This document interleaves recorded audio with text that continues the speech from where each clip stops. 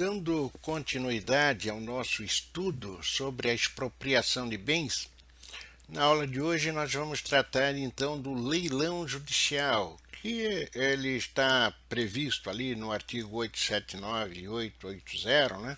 É uma continuação daquilo que tudo nós temos visto até agora.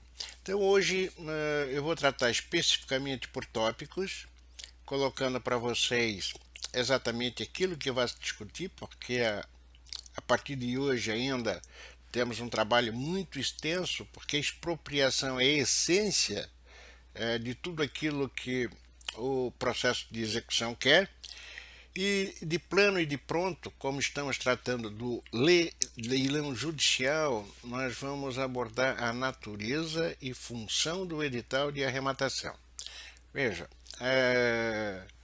o edital ele tem por objetivo convocar todos os interessados, todas as pessoas capazes que compareçam ao ato ou dele de alguma forma participem, porque o objetivo justamente do edital é a convocação, né? Convocação para que nós tenhamos o maior número de pessoas possíveis oferecendo lances para a aquisição do bem ou dos bens que foram penhorados. Essa convocação que é realizada através de edital, ela necessita de uma ampla publicação. Então, essa publicação, nós vamos ver mais adiante, ela será realizada através de redes mundiais, ou rede mundial de computadores, através de órgãos de comunicação, jornal local. Em síntese, a lei estabelece regrinhas especiais para que essa divulgação ampla seja realizada. Daí porque esse edital assume uma importância especial, porque é através dele que a oferta pública para a arrematação, que é a aquisição do bem por terceiros, poderá ser realizada. O edital ele possui em lei requisitos, ou por lei, requisitos especiais para que são indispensáveis para que que ele seja válido, para que ele possa realmente validar o ato. O artigo 886, incisos 1 a 6 do CPC, ele traz uma relação, ele traz uma gradação precisa, né, de quais são esses requisitos indispensáveis para o edital de arrematação. Ou seja, qualquer erro, falha, omissão de algum desses requisitos, ele pode trazer consequências desagradáveis para o leilão e automaticamente vai importar até em punição para aquele que não se atentou para a sua elaboração com toda a cautela, cuidado, conforme a lei realmente determina. Então, em síntese, nós vamos abordar cada uma das figurinhas que o artigo 886 trata. Então, vejamos. O primeiro requisito essencial para que o edital contenha é a descrição do bem penhorado. Está lá no inciso 1º, onde ele diz, olha, o bem deve conter uma descrição pormenorizada, ou seja, em especial tratando-se de bem imóvel, né? Então ele tem que apresentar suas características, situação dele como um todo, estado, divisas, remissão às suas matrículas, registro. Então, o imóvel ele tem um registro geral e que deve o edital conter fielmente aquilo que nele está introduzido ou registrado. Além disso, é fundamental que, que o estado do bem, no momento da avaliação, ele também seja explicitado no edital, que obviamente depois vai estar exposto para visitação. Mas de qualquer forma é importante esse detalhe que esse detalhe esteja bem caracterizado no edital. Outro item fundamental, o valor do bem. Ao público é fundamental conhecer as regras relativas ao preço e condições de pagamento através do qual o bem será ofertado, né? E aí nós temos que observar qual o valor ou o preço que está sendo ofertado para a primeira asta ou o primeiro leilão. Asta pública é a oferta pública do bem, para deixar bem caracterizado isso. E quanto para a segunda, porque se a primeira der negativa, eu já tenho que ter conhecimento, eu comprador, eu público interessado, aquele que realmente está prestes a comparecer ao ato, eu já tenho que saber qual o preço que eu tenho que eu teria esse produto, esse bem penhorado disponibilizado. Então, é uma situação que é fundamental. Daí porque o segundo requisito, que encontra-se inclusive no inciso 2 do já mencionado artigo 888, expressa que o edital deve constar o valor pelo qual o bem foi avaliado, o preço mínimo que ele poderá ser alienado, vendido, né? As condições de pagamento, se ele só pode ser à vista ou pode ser a prazo, e se for o caso, a comissão do leiloeiro designado, porque essa comissão, nós vamos ver mais à frente, deverá ser paga pelo arrematante, ou seja, aquele que adquiriu o bem. Terceiro item ou tópico fundamental ou requisito essencial para o edital é o lugar onde se encontram os bens. O edital deverá indicar com precisão o local onde estiverem os bens móveis, os veículos e os semoventes, e, tratando-se de créditos ou direitos, a identificação dos autos do processo em que foram penhorados. Inciso terceiro do já mencionado artigo 886. A finalidade da indicação do lugar é para que ocorra, como eu falei anteriormente, a visitação aos bens penhorados pelos interessados. Essa visitação ela pode ser prévia, né? Então vai lá, verifica, analisa, vê se aquilo que consta lá no edital condiz com a realidade, porque é uma oferta para aquisição. E se tiver tudo em ordem, ele já vai para o ato, ele vai para o leilão fazer a sua oferta de forma tranquila e sem ter que amanhã vir a impugnar porque foi surpreendido com alguma situação da qual não constava no edital ou que ele deixou passar despercebido. Da mesma forma que ele interessado pode realizar inspeção nos autos para a constatação do estado quando a penhora estiver relacionada a direitos. O quarto item, ou quarto requisito essencial, é lugar, período ou data do leilão.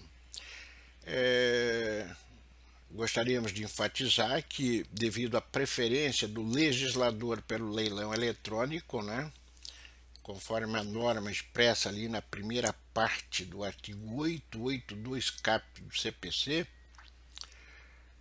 uma vez que o presencial só irá se realizar quando não for possível o leilão pela chamada via mais cômoda, né, que é o edital, que é o leilão eletrônico, o edital deverá indicar, olha, o sítio na rede mundial de computadores e o período em que se realizará o leilão, salvo se este se der pelo modo presencial, hipótese em que serão indicados o local, o dia e a hora de sua realização.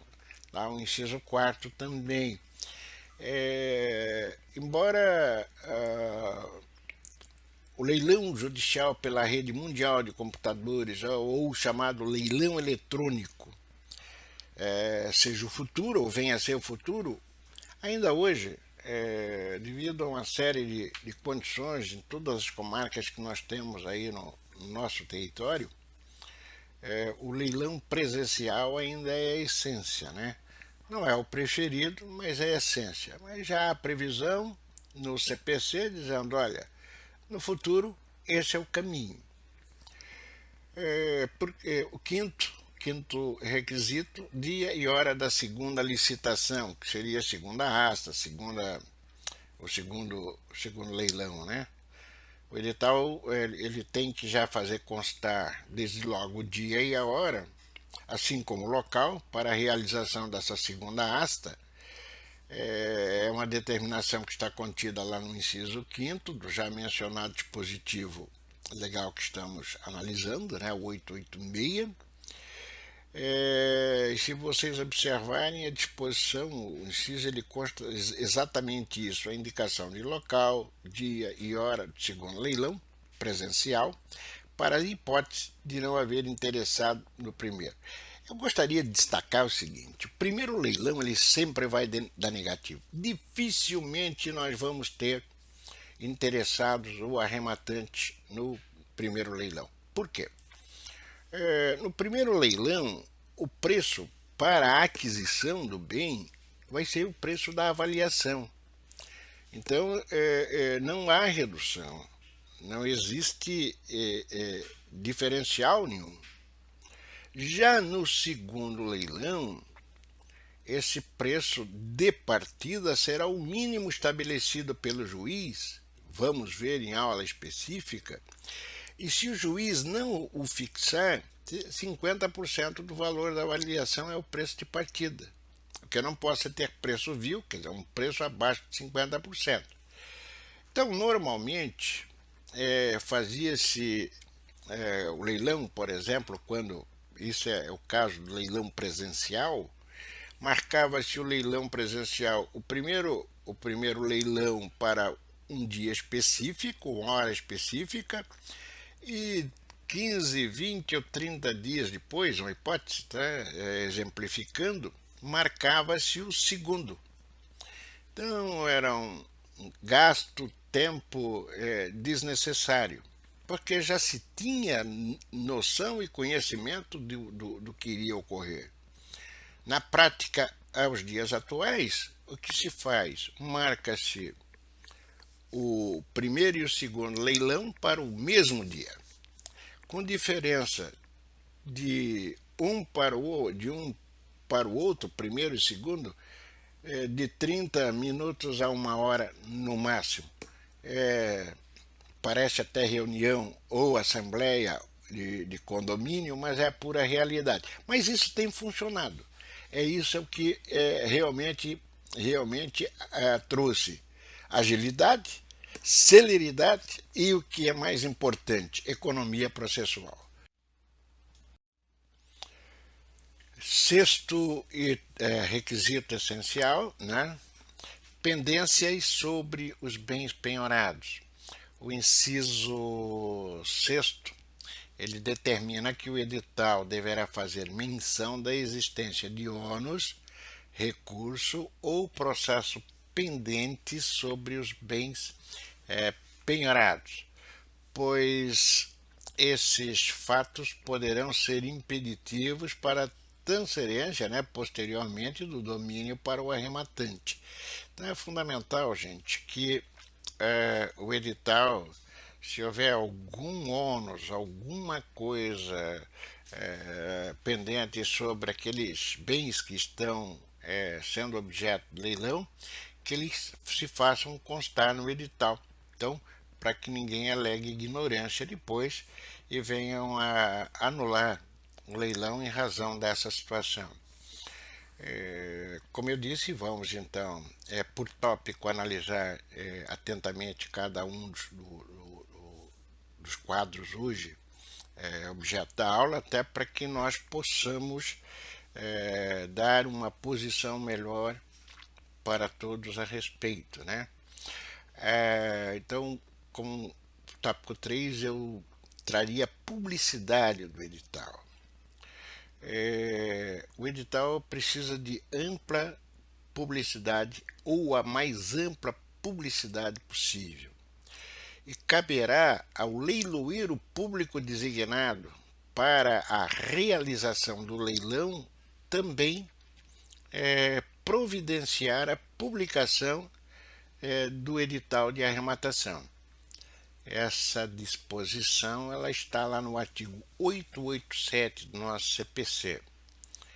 É uma incumbência que é atribuída a ele e, como eu disse, deve ser a mais ampla possível.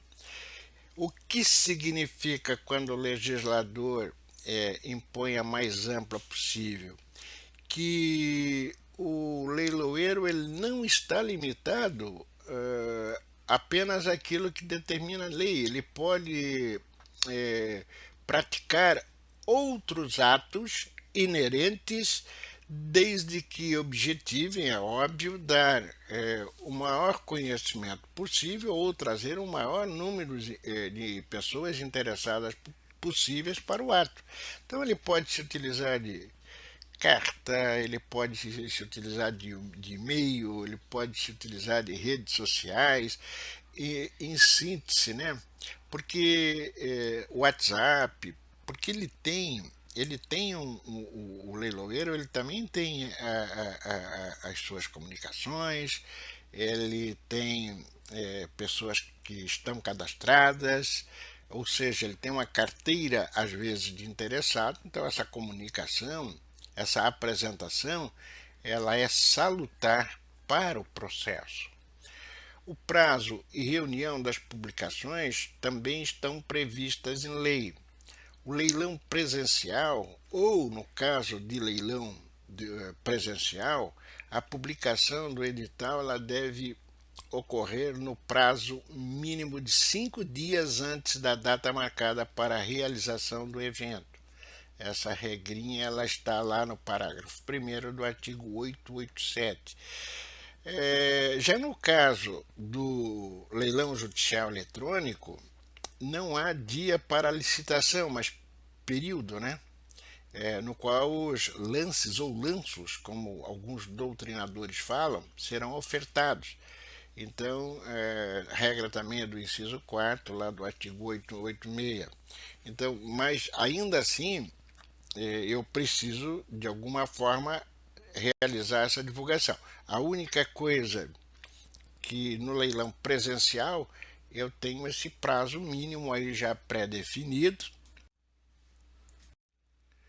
enquanto que no eletrônico, por ser data, eu faço a comunicação, então entende-se também que há necessidade desse prazo ali também ser observado, até porque existem interessados diretos no conhecimento dessa oferta.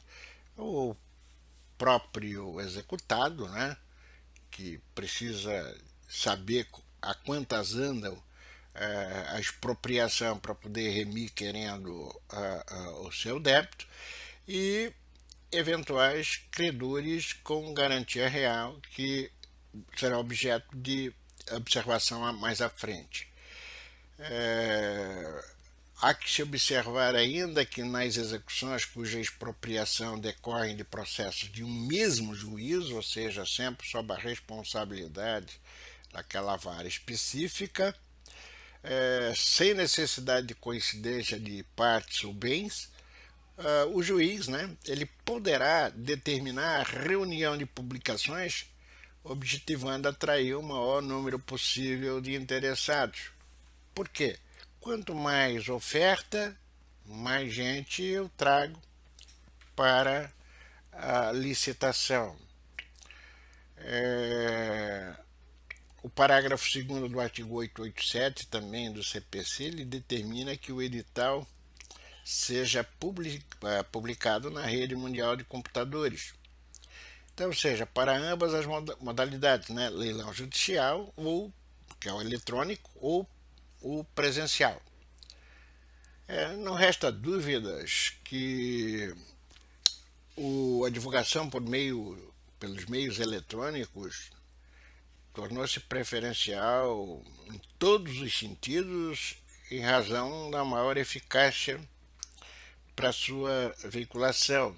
Mas eu gostaria de lembrar que a publicação por editais através de jornais, né, que é aquela prevista lá no artigo, no artigo 887, parágrafo 3º, ainda ela é observada, preferida e buscada por muita gente, porque nós temos um público-alvo que está sempre em busca do leilão.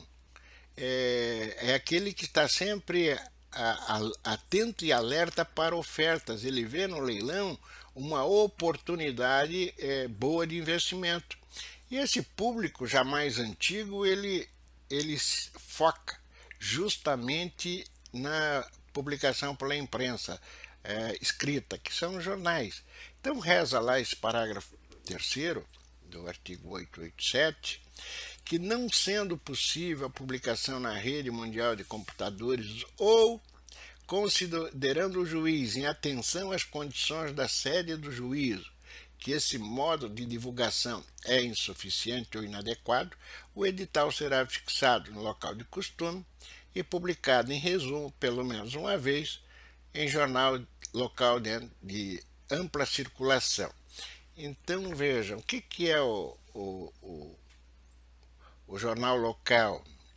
É aquele que de ampla circulação, é aquele aqui na tua cidade ou na sua cidade, ele é o que é o mais conhecido, é o mais adquirido, é o papel que todo mundo procura.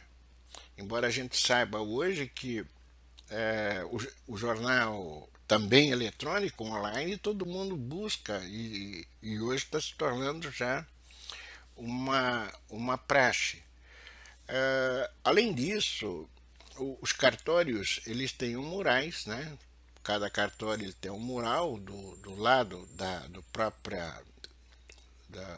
própria entrada ou no corredor que dá acesso àquela escrivaninha. E ali também é fixado uma cópia do edital que, em resumo, é publicado através da imprensa. Então é interessante sempre observar esses dados e esses detalhes. Imóveis e veículos.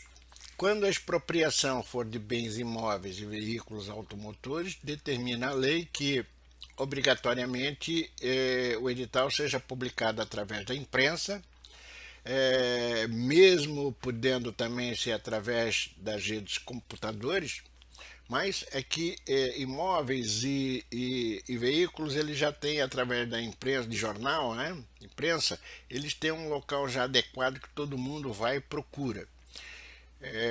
Mas o objetivo é esse, sempre a ampla publicidade, parágrafo 5º do artigo 887. Então vejam, eu posso ter uma publicação desses casos acumulada, tanto rede mundial de computadores quanto imprensa. Agora, tudo isso quando a execução comportar também, né? Porque se ela não comporta, aí temos que procurar um meio mais barato, digamos assim, não tão dispendioso para a execução, mas que se dê ampla publicidade. A transferência do leilão, caso ele não se realize na data fixada, independente do motivo, será determinada pelo juiz, e uma nova publicação também comunicando esse fato será realizada. Ocorre que vai se buscar posteriormente quem foi o responsável pela transferência. E seja ele quem for, ele vai pagar as despesas dessa nova publicação. E, e o juiz ainda poderá aplicar ao causador da transferência a pena de suspensão de 5 dias a 3 meses. Isso será realizado em procedimento administrativo regular. Regras que encontram-se estampadas lá no artigo 887, né, que nós já analisamos, 888 caput do CPC, onde temos toda essa situação. Então, são dois artigos que trazem com muita propriedade toda essa regrinha e todas essas condições que eu aconselho que se faça a leitura atenta e detalhada.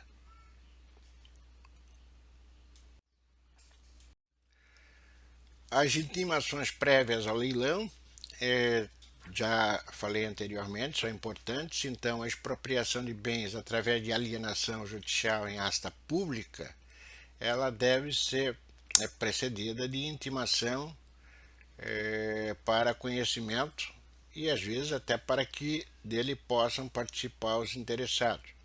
Então, muito embora o artigo 889 do CPC expresse que serão cientificados da alienação judicial com pelo menos 5 dias de antecedência, as pessoas enumeradas nos incisos 1 a 8, seu parágrafo único do CPC, veja, entendemos que a intenção do legislador foi a de dizer, olha, serão intimadas, uma vez que da análise de cada um dos dispositivos aqui mencionados, né, extrai-se que não se trata apenas de uma simples forma de conhecimento, mas a de se oportunizar aos enumerados, qualquer um deles, que façam ou elaborem qualquer mecanismo de defesa se tiverem algo contra os bens que foram penhorados e que estão indo para expropriação. É fundamental que as intimações em questão elas sejam realizadas na forma estipuladas no dispositivo legal supra, né, para que não se alegue posteriormente, caso se queira, algum ato de obstrução aos efeitos da arrematação. Então, em a rápida análise, só para vocês entenderem o que consta lá no artigo 889 e as pessoas que deverão ser intimadas, né? Constam lá o executado, e obviamente, se ele tiver advogado nos autos, através do mesmo. Fala ainda no coproprietário de bem divisível, fundamental porque ele possa exercer o seu direito. Titular de usufruto, uso e habitação, enfeiteus e direito de superfície já analisados, né? O proprietário de terrenos submetido ao regime de direito de superfície, credor pignoratício, hipotecário, anticrédito, fiduciário, que são aqueles credores com garantia real, o promitente cobrador, também quando a penhora recair sobre esse bem, e aí vocês vão estudar na época, na fase dos embargos terceiro, vão ver que ele também pode exercer esse direito, tudo depende da forma como se deu essa aquisição, e ainda a própria União, né, nos casos de bem tombado.